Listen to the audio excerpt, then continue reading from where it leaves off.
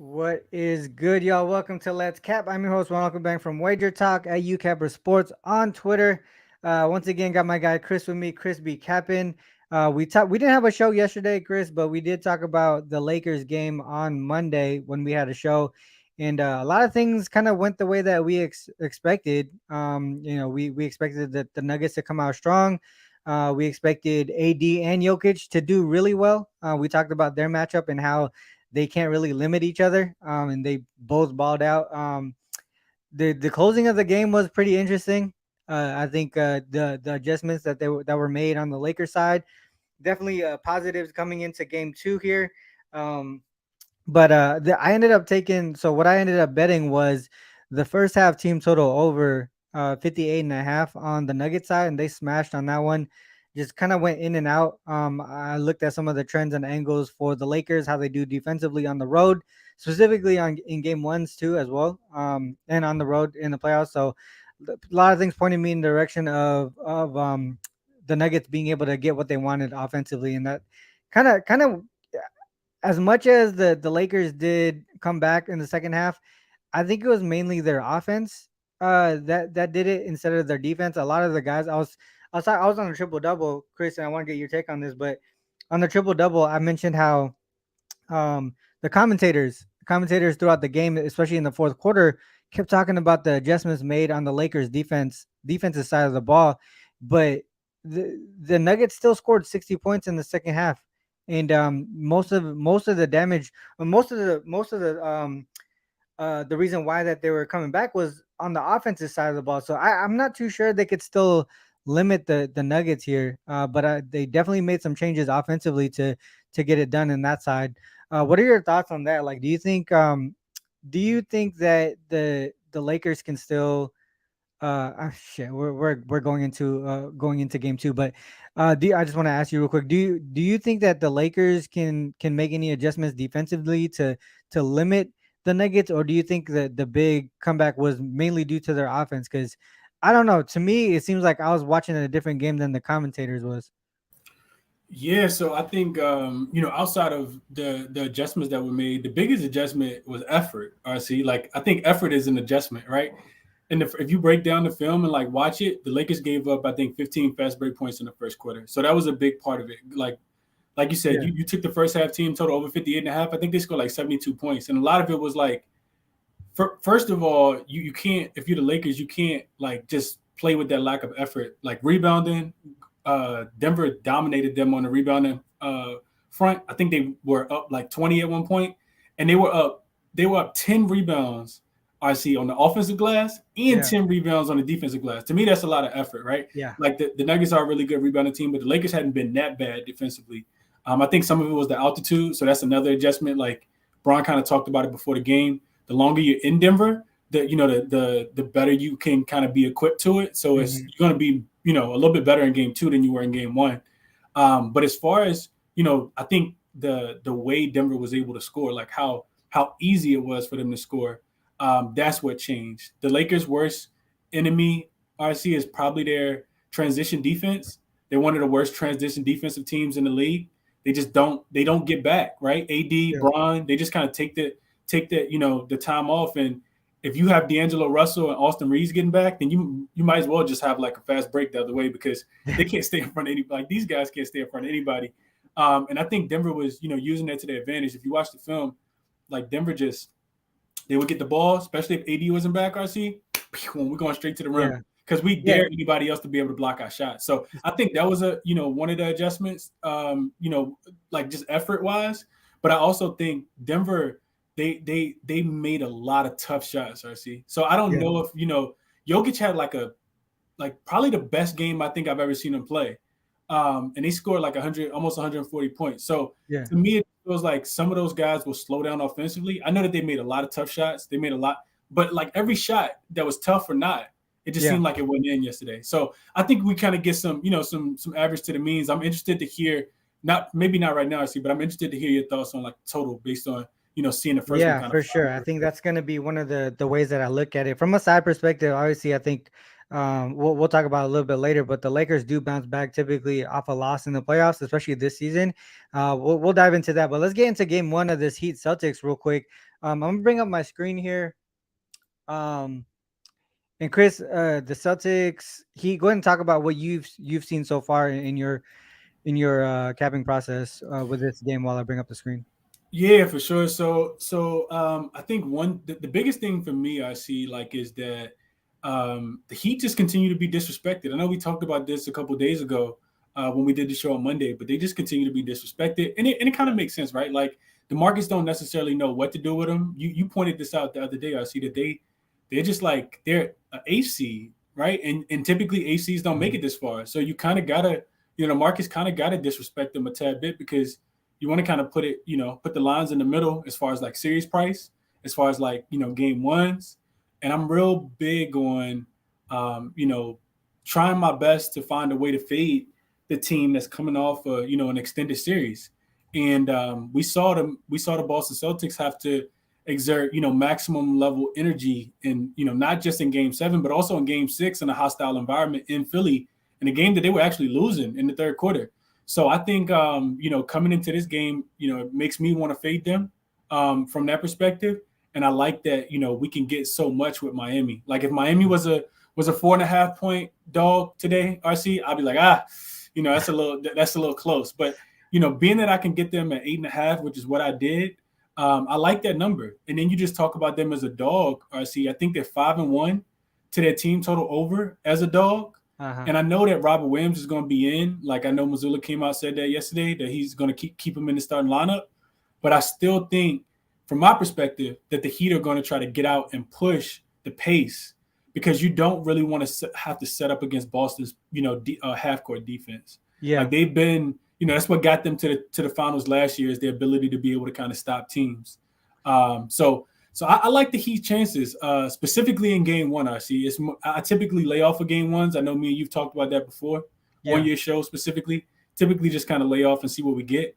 But I like the Heat in game one just because they have the better coach, because potentially they have the best player on the floor in Jimmy Butler, and I know that they're going to do the little things right. RC, like Yeah. the last thing I'll mention is like when we talk about the Lakers and what they didn't do yesterday. As great as Denver was playing, the Lakers weren't hustling back on defense. The Lakers weren't boxing out, right? Like Jokic was tipping the ball to himself playing volleyball back and forth with the ball. RC, it was terrible. And what you can expect from a Spoelstra-led team is they're going to do the little things. They're going to take charges. They're going to box out. They're going to Yep. play hard. They're going to compete. They understand they're the dog.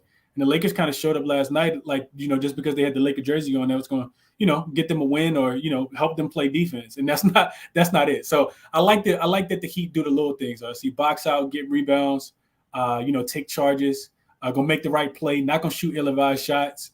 All of those simple things I see is what is the reason why I think that they can cover this 8.5 today, and the reason why I think their team total goes over and the full game goes over as well. Yeah, I do like I did take the team total over here, and just one of the things that I wanted to mention, I'm pretty sure we brought this up on Monday too when we previewed this show, but the Heat the Heat since 2019, game one of the series, to open up, you know, within the conference though, not the NBA finals from the bubble, but within the conference, 8-1 straight up, 9-0 against the spread. For the most part, they've been going over their team total in this spot. One of the biggest things that we see is consistency. Opening up the series, especially with Coach Spo, is how they go and prepare for these games, going from series to series, going switching from team to team. But the other thing to mention is if you look at the same thing on the Celtic side, right? The same parameters.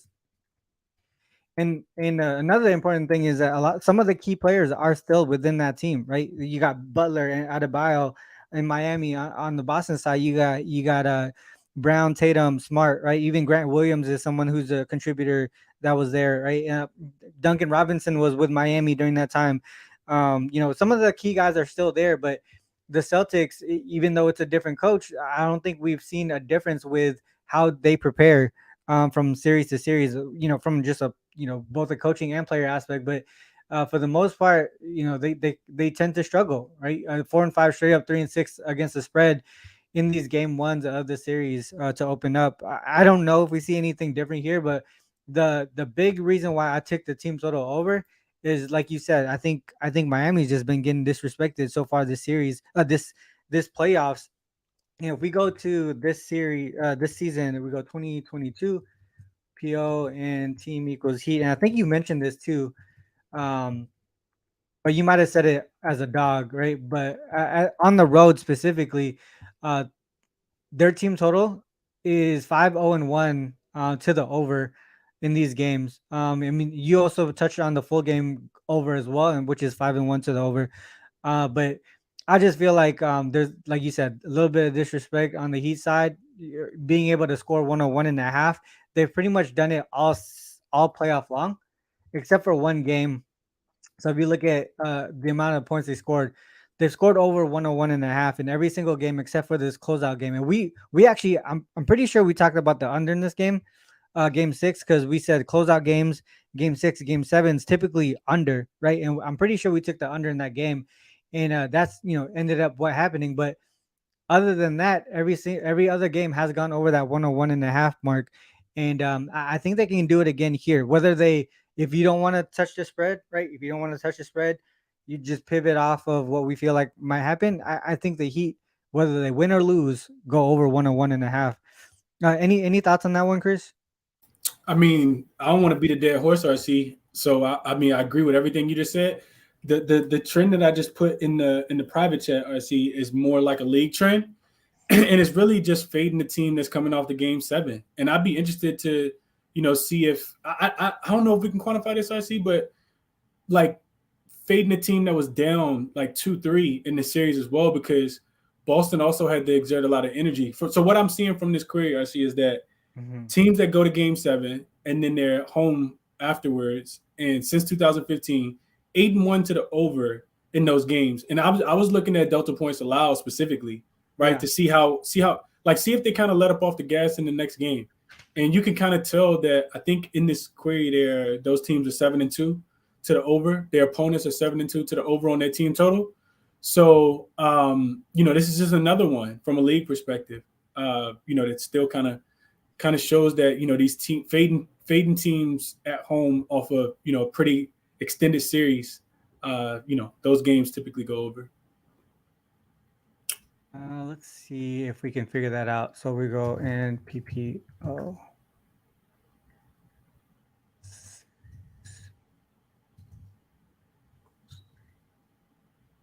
Does that make sense? Right. Yeah, So I know. I see exactly what you're doing. Yeah, okay.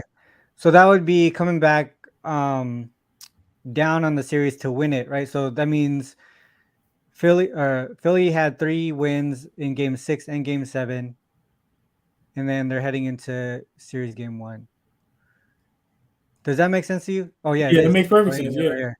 Okay, so it is active 8-18 straight up, 11-14-1 against the spread, 14-10-2 to the over. So kind of points to the direction of what we were expecting, right? Fade spot and also a little bit to the over, delta points primarily allowed. I for their see. opponent. If we look at the recent trends too, let's go 2018. See, Yeah, delta points allowed. yeah. So we go season greater than equal to 2018. 0-7 straight up, 1-6 against the spread. The Wow. delta points allowed, 6-1 to the team total over for their opponent, and that would be towards the Heat. Dude, good thing you mentioned that because I didn't look at this at all. I like it. I like this. I like this angle. Right? They had, like you said, they had to exert a lot of energy. And primarily game 6 and game 7, most of that energy is on the defensive side of the ball. Now you see them, a letdown spot basically, right? On the defensive side of the ball. And we touched on that a lot before as well. So I like it. I mean, that gives me more confidence on that team total over for the Heat. Whether they, like I Yeah, said, whether they win or lose, I feel like they should be able to cover. And what we've seen so far in the playoffs in this season, basically, pretty much, I think it was like 6 or 7 games where the team that won didn't cover so far, and that's not a lot at all. So pretty much, who you expect to win the game should be able to cover the spread. So yeah. Two, obviously, them two, being dogs, right? They should be able to do it. Absolutely. Just two other things I see. One thing is you talked about that letdown spot. They just held the Sixers to, I think it was like 86 points and like 88 points in back to Yeah. back games. That takes a lot to do. You know what I mean? Like that's just a lot of like a lot of effort that goes into, recent defensive performance. So the letdown, we expect it to come.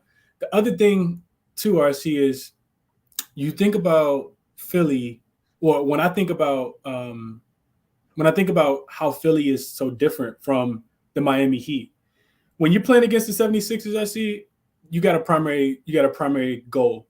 That goal is to stop Joel Embiid, right? Whatever you got to do, stop Joel Embiid. The second thing you want to do is try to take away James Harden and make him, have to score over length, right? Mm-hmm. And when you think about the Miami Heat, they just have, you don't know how they're going to attack you, right? You just know that they want to shoot threes, but pretty much everybody can shoot threes.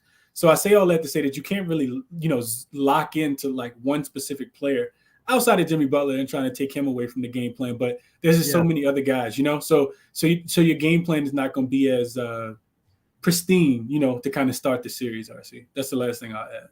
No, I like it. I like it.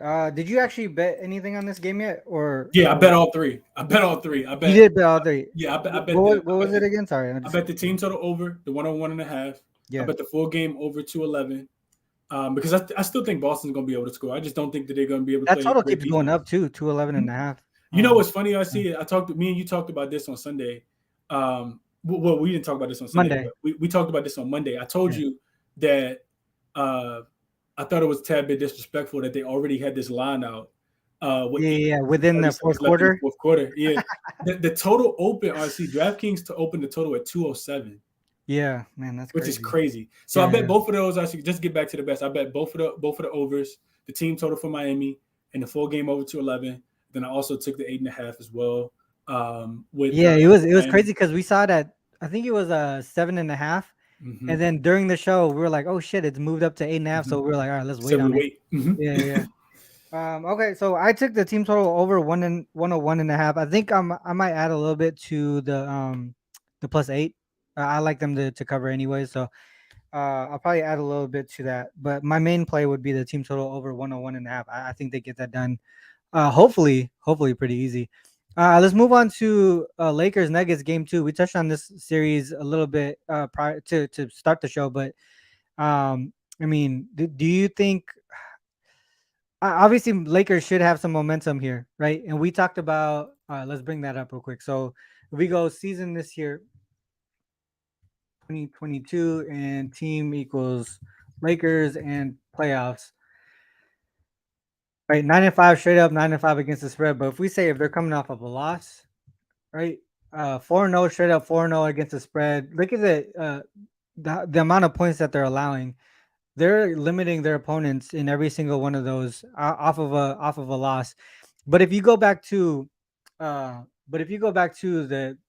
Nuggets here,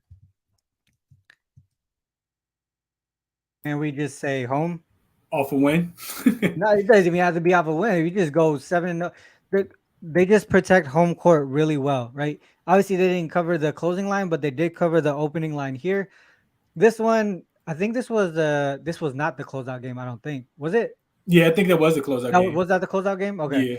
so closeout games, game 6, game 7, a little bit different, obviously, but uh, it's hard. It's hard to take a side. For me, it's hard to take a side because like I just said, Nuggets protect home court really well. Lakers come off losses really well. They make the proper adjustments. This maybe I kind of want to look towards the total here and just say I feel like it might go under.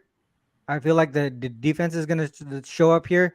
Like you said, Nuggets made a lot of, I wouldn't say like circuit shots, but a lot of things went in that you probably wouldn't expect it to have.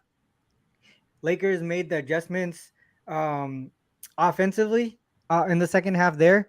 So to me, I don't know if the zigzag is going to be true here because I feel like the Nuggets know they have to make adjustments defensively because they're not gonna win allowing 72 points in that second. Doing the same thing they did to allow 72 points in the second half. So I'm not too sure that the zigzag is going to be true here because typically when we say zigzag, right, one team makes the adjustments, one team doesn't. But the way that they close out that game, Nuggets are going to have to, and so that's the reason why I kind of want to stay away from the side for the most part, unless you convince me, like really well to take the Lakers here. But for the most part, I think we're gonna see a letdown offensively, and I think defense are gonna show up. In my opinion, so maybe a look towards the under. And if I was to choose a side that would go under more than on one side than the other, I would say it would probably be the Lakers. And you probably won't agree with that, but that's my opinion here. The Lakers team total under would probably be the side that I would trust more to go under. Um, in my opinion. But I mean, to be honest, I could see both go under. I could see both go under.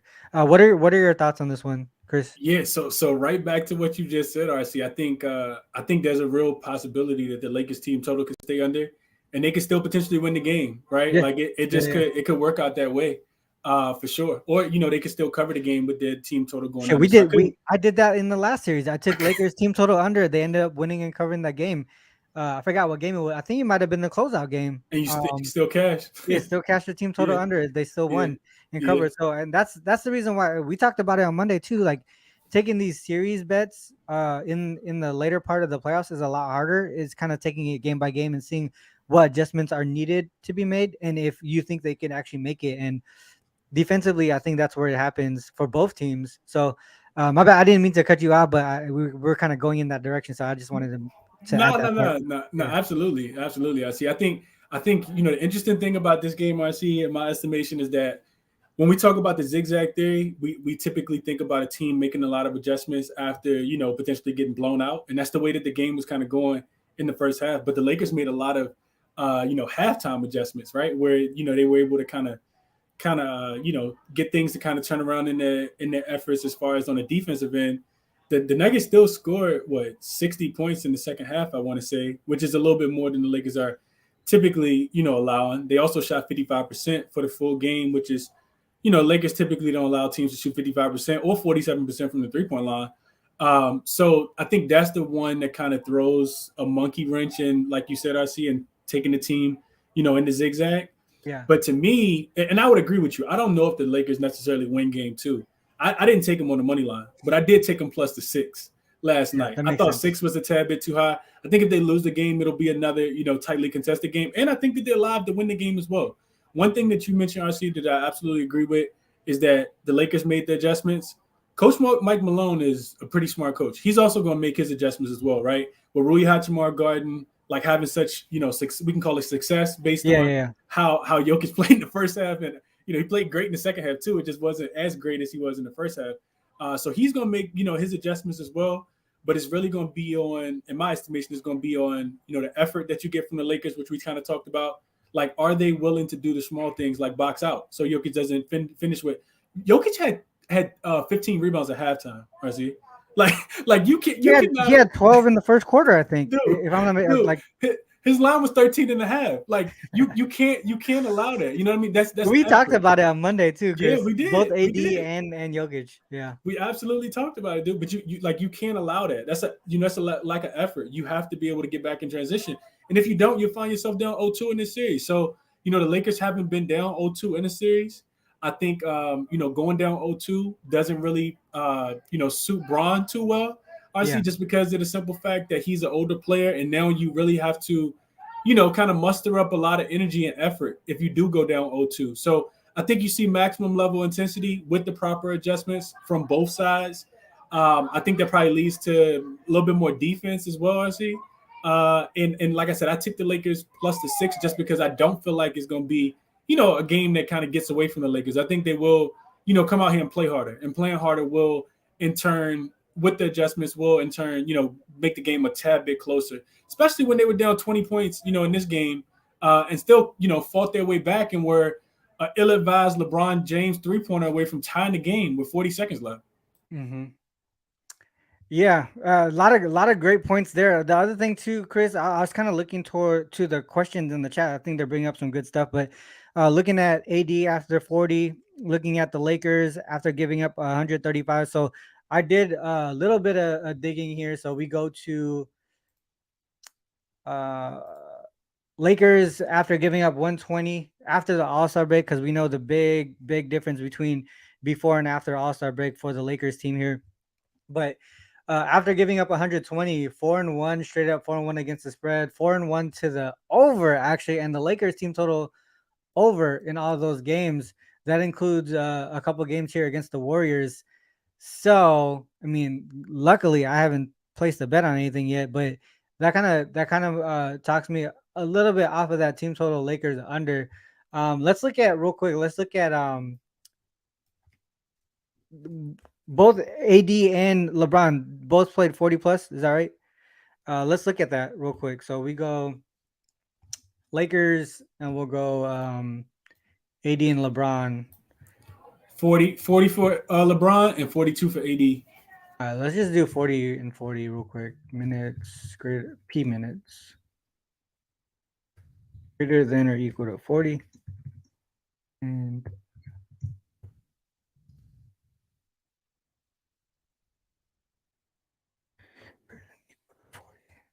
it didn't happen a lot. All right, so playoffs basically. And PO. 1-4 straight up, 2-3 against the spread, 4-1 to the over. And oh man, this is so crazy. All right, so 4-1 to the over. Most of it is on the on the opponent side, right? The DPA. 3-2 to the under their team total. Um, Those were games that they won after. Those were game. Well, the bottom three I see are the games that they lost in game two after winning game one. after winning game one, so I think so. They had just beat the top game at the top is the game that they had just beat the Grizzlies. I'm sorry, they had just beat the Timberwolves in the playing game. Then they got the Grizzlies in the first game, and then the second one was the game after they won game four and had to go Mhm. back to Memphis for game five. Oops, shit. Let's go off. So they didn't lose any. These are all after wins. These are all after wins. So if we say series game equals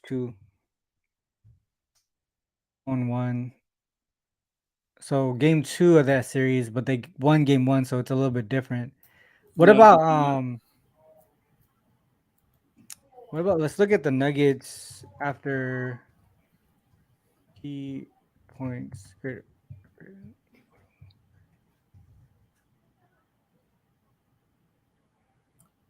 Key point. Oh my bad.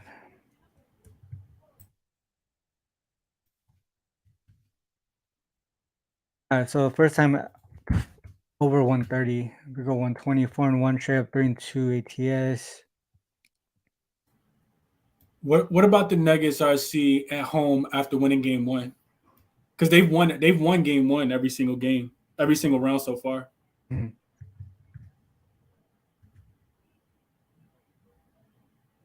So game twos. A lot more defense being played, it looks like. Uh-huh. Game one, Wolves got smacked, if I remember correctly. So Yeah, they did. this They was sort of did. like a bounce back spot. Yep. Let's go back to the chat real quick.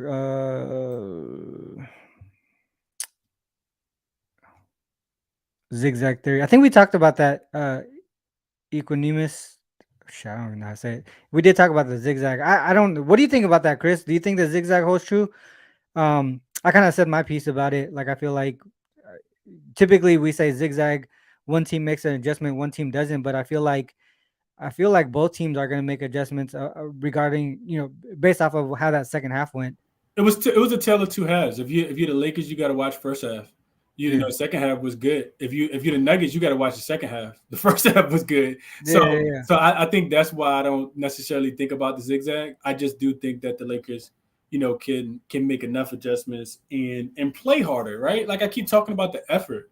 See, like you can't let this team get out and play like beat you in transition like that over and over again. So those are the things that kind of make me. I would agree with you. I don't think the zigzag holds true, and it doesn't hold true in every series, right? Mhm. Just because you lose game one doesn't mean you're going to win game two. So I don't think zigzag in this one, but I do think the Lakers keep this one a little bit closer because they don't allow the Nuggets to get out to such a big lead because they play with a little more effort. Yeah. What you got right there? Is that what Chris put in the chat? Yeah, this is what Chris put in the chat. So let me modify it just a little bit. Let's just go say well, let's say P we'll just say PW. So we'll have it at least looking towards the team as well. All right, so it looks like based off what I'm seeing, he's probably looking towards the over.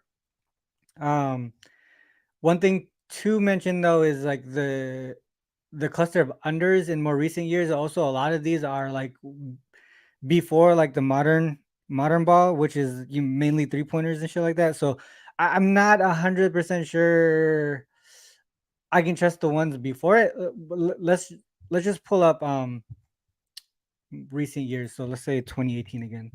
I always use 2018 for some reason. 2018. Is that right? 2018? Yeah.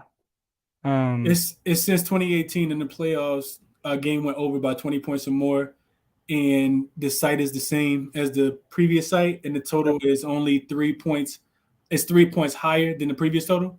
Yeah, Did I at read that least right? 3 points And coming off a win. coming off of a win. Yeah. Okay. Um, I don't know how I could do this. So let's go back to what it originally said. So PO went over by 20. What did we say?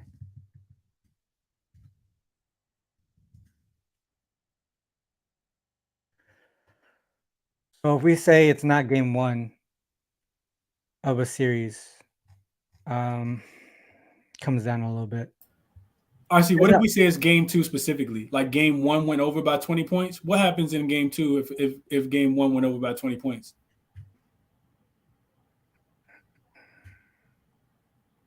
Series game equals zero. Okay. Goes over. Yeah, Still yeah. goes I thought about jumping on this total last night too, and I didn't. I was like, I don't really know. It opened at 223. It's already Like, gone up like 4 3 points. points. Yeah, 3 three or 4 points. points. Yeah.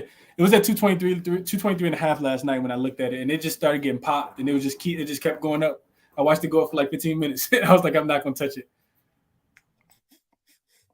See, this is the only part that I don't like is like how far back this. Obviously, you want long term trends, right? But Change the number, RC. What if it just goes over by 15 points instead of 20? See if we get more data. not 215. 3, 11, 30. Okay, so not as strong. Still to the over. If we look at, yeah, it's still not even a lot. Let's go 10. And then let's just say let's just take this off. Which is greater than. See, there's this cluster of unders here. Let's go 2018 again. Season.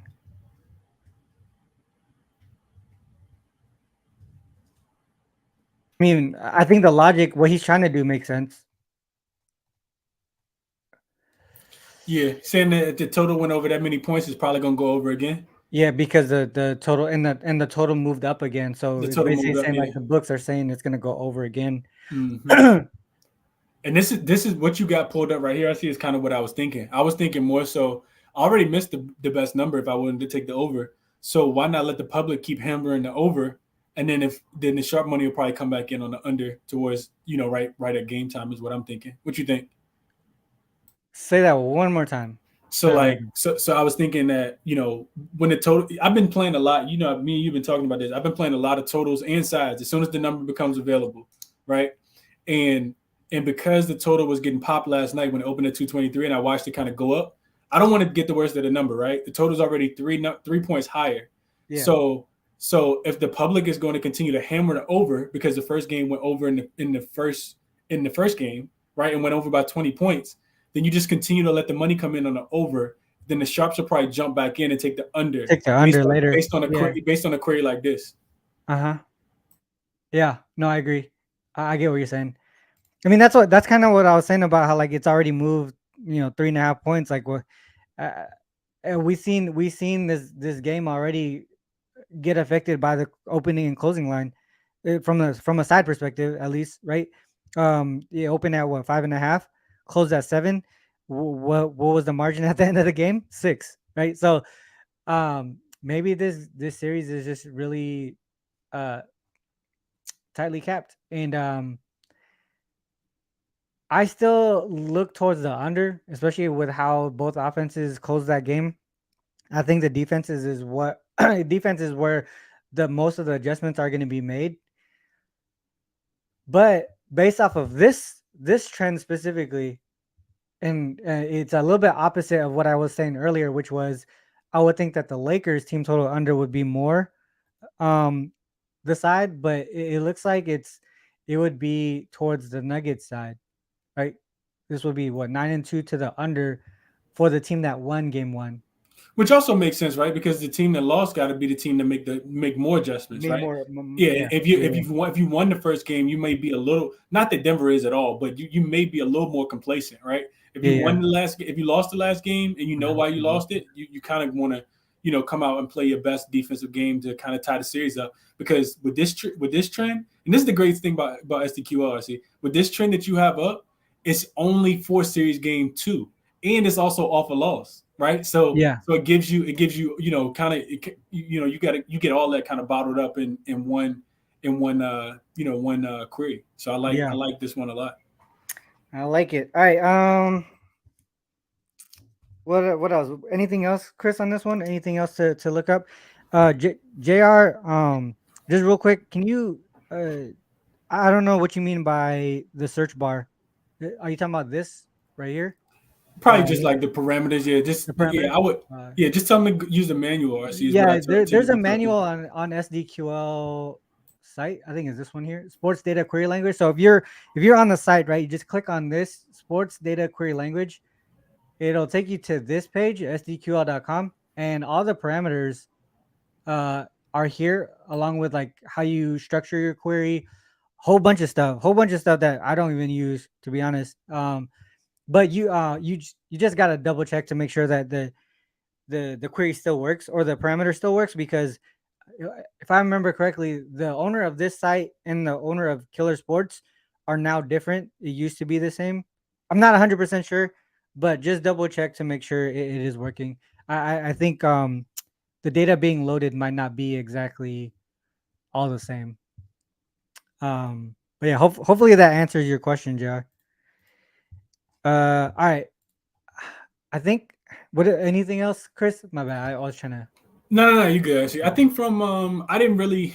I don't think you gotta like look too much. RC, like you don't gotta like go and like do tons of research at all. If you watch the game, from like as far as like evaluating props, I Yeah. think you know I think LeBron is going to continue to be super aggressive. If you watched any of the game yesterday, you saw that they didn't really have a strategy for getting him off of getting him off of Jamal Murray. Like Jamal Murray was food on defense. LeBron just put his head down and get to the rim whenever.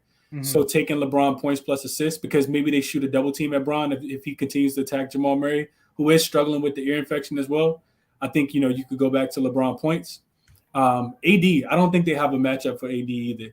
As much as Jokic can do whatever it is that he wants to do on the floor, I see they really can't guard. They can't guard Anthony Davis either. So I think looking at potentially his points, or looking at he flew over his point total. I think it was 22 and a half, and he had 40 yesterday.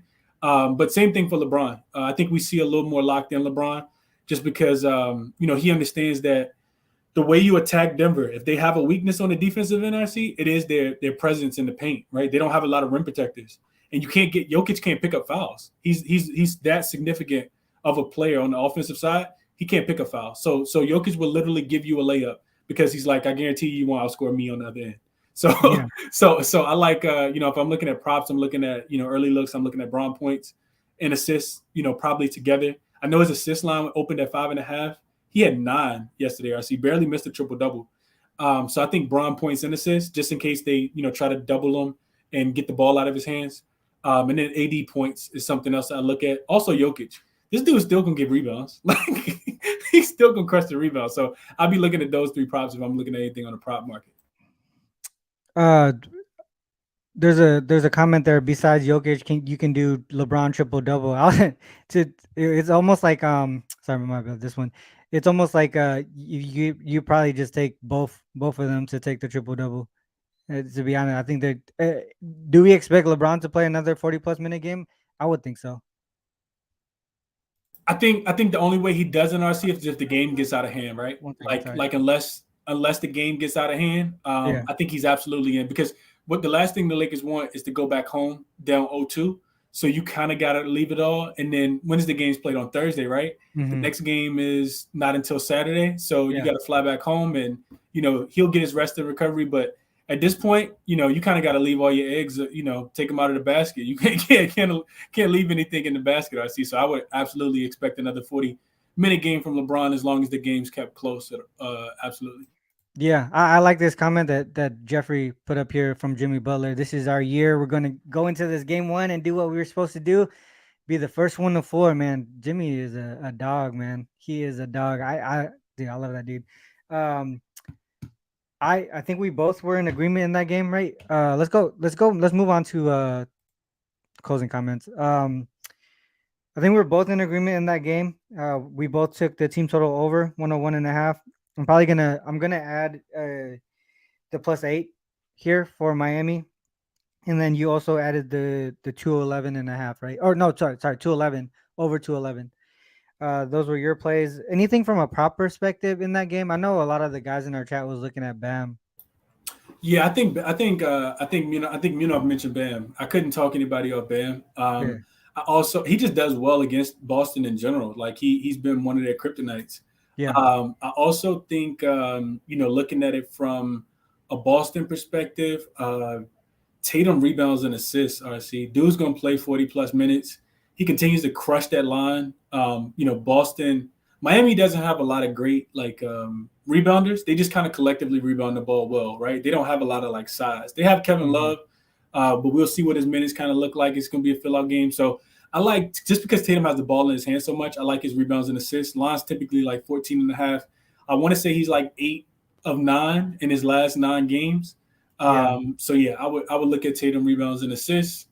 And yeah, I didn't really cap too many other player props in that series. All right, cool. Oh, I forgot to mention this too. I just looked this up. Was the Mark Davis ref stats? Munaf asked me for those stats, and since 2015, so I'll just drop them right now. Since 2015, 2016 NBA season, Mark Davis ref stats when the Celtics are playing 13 and 5 to the over. Sorry. 13 and 5 to the over in the playoffs. From a spread perspective, 23, 29 and 2 against the spread, including 10 and 8 in the playoffs. And that's for the Celtics. For the Heat side is where you see a big difference, right? 11 and 7 to the over in the playoffs. So both pointing towards the over. But from the side perspective, 29, 15 and 1 against the spread, including the regular season and playoffs. But just the playoffs alone, 11 and 3 against the spread. So kind of, the way that they play, Mark Davis tends to prefer those types of teams. So it looks like if we like to look at those things, the ref stats, it would point towards Miami. So that supports us a little bit there. The other piece was, I think that's it. Yeah, that's it. All right, and then Chris, I don't know if I'm gonna have a show tomorrow, so we can drop best bets for the Lakers as well. Go ahead and drop yours. Yeah, so just far as today, you kind of talked about it already. I see over team total for Miami, 101.5 is what I got it at. Not just at all. I think I got it at -108 on FanDuel. The over 211, I did take on Barstool because they had the best odds. I think it was like -109. But over 211 for the full game. And then I also played the +8.5. I don't know if 8.5 is still available on the Wager Talk Live odds screen. I see. I'm looking at it right now. There's actually a 212 that just popped up as Caesars. Okay, And then on the side perspective, we're seeing 8.5s at a few places, including good, including Circa. good. Including Circa. So DraftKings has 8.5, and that's juiced to -115. Okay. Okay. I got that at BetMGM. So those 3 plays for tonight. Didn't lock in any props. Probably not gonna play props just because I got 3 plays already. Yeah. And then for tomorrow, I did jump on Lakers when they were +6. DraftKings actually opened it last night, RC, at +6.5. It immediately dropped to 6. Mhm. People immediately jumped on it. They always kind of put themselves out there with the first line, and I'm typically trying to attack it. So I didn't get the 6.5, but I did get the 6 for the Lakers. I'm not sure who wins the game, but I do think the Lakers keep it a tad bit closer. I see, so I did play that. Going to do a little bit more research and just kind of check in on some of the beat writers, watch some interviews, some post game interviews, see if I can get there with the under RC, because I do think that a little bit more defense is going to be played, some adjustments going to be made on both sides. So that's Yeah. what I'll leave you with. Awesome. All right. Let me just go back to mine again. So team total over 101.5 for Miami, right? I'm probably going to sprinkle a little bit on the +8 for Miami, but my bigger play will be that team total over. Then the other one would for the Lakers game, Lakers Nuggets. I think I'm gonna end up taking the Nuggets team total under instead of the Lakers team total under, based off of what we researched here. Shout out to the chat for bringing up a lot of questions to get me to that point. What's that number, RC? I think it was. Let me just double check here. Looks like 116.5. Denver 116.5 under. Expect a little bit of a letdown offensively. Also defense to pick up on the Lakers side. I still think the full game goes under, but I'm probably just gonna stick with that team total under, just because I'm scared of what the Lakers can do off of a loss, like what they've shown so far. But I mean, even though they've won and covered after a loss this so far this playoffs, 3-1 to the under still. So it's just a matter of if they do win and cover, like, dude, I just don't want them to go way over the total, right? If it gets out of hand, they could just run it up if they wanted to, right? Usually these usually like statement games, they want to run it up, especially in the playoffs. They don't want to let off the gas pedal. They want the other team to really feel like shit, basically. So if that's the case, I want to stay away from that. But I think the Nuggets team total under is probably the way that I go in that one. I think that's it. I think that is it. I'm not 100% sure we have a show. I'm gonna have a show tomorrow, Chris, but I'll just message you just in case. But Friday, I'll probably be. I'm likely gonna have a show on Friday. With that said, I think you're gonna have your spaces today. Yeah, I'm doing the spaces, RC, and Yeah. appreciate you having me on, man. Any day you want to do a show, RC, I live, breathe basketball, sports, so we can always chop it up, bro. You just send me a message. Let's go. All right. So, like I said, end of the show, guys. Thanks to all who tuned in on YouTube and on Twitter. If you like what you hear and what you see, just please share the show. Whether it's just retweeting on Twitter or subscribing and sharing the link on YouTube. But also make sure to check the links in the description. And always got to end the show like this as well. Please remember, whether you fade us or follow us, it is on you guys to make that call. Good luck with all your action. Until next time, peace.